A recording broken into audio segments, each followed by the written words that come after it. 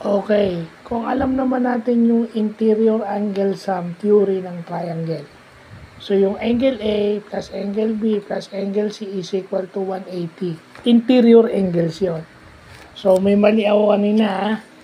So, pag yung polygon ng triangle is 360 over n. So, yung exterior angles ng equilateral triangle is 120 degrees. That is 360 divided by 3. So, I stand corrected. So, pinag-aralan natin yung exterior angle ng triangle. Yung exterior angle daw ng triangle is, yun yung triangle, pag in-extend mo yung isa sa mga sides, forming an angle outside the triangle is what we call the exterior angle. Pag in-extend mo kahit anong sides dun sa triangle na equilateral, assuming equilateral, yung angle na mo-form doon is an exterior angle. Para makuha mo yung exterior angle, yun daw ay yung sum ng dalawang interior angle.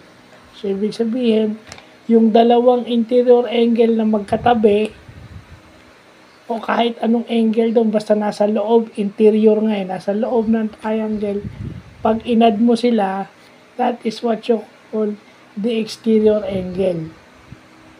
And it is a supplement to the interior angle. So, ibig sabihin, halimbawa may nakuha kang angle na 50 degrees plus 60 degrees. Yan, example natin. 50 degrees plus 60 degrees is equal to 110. 110 yung exterior angle. So, para makuha yung supplement, yung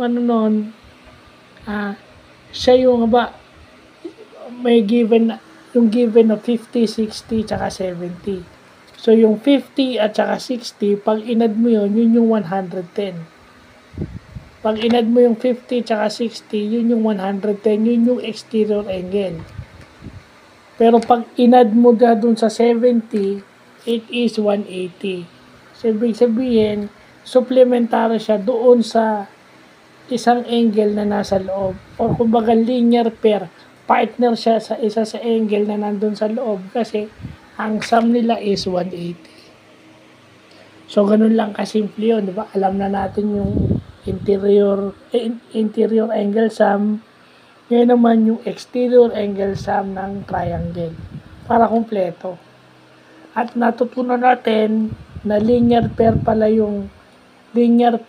yung exterior sa isang interior angle na ang sum nila it adds up to 180 degrees din pala.